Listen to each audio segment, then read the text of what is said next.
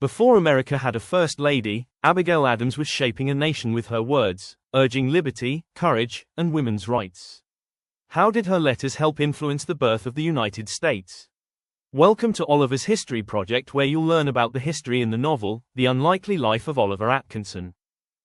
Abigail Adams was born in 1744, largely self-educated, sharp-witted, and unafraid to speak her mind in a world that expected silence. She married John Adams, forming a partnership built on ideas, letters, and shared sacrifice as he plunged into revolutionary politics.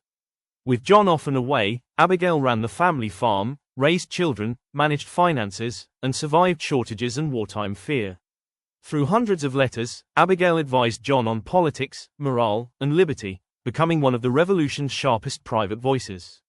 In 1776, Abigail famously urged lawmakers to remember the ladies, challenging inequality long before women had legal power.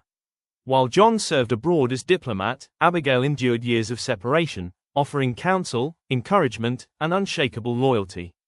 As First Lady, Abigail disliked public attention, but shaped early American political culture through intellect, restraint, and moral clarity.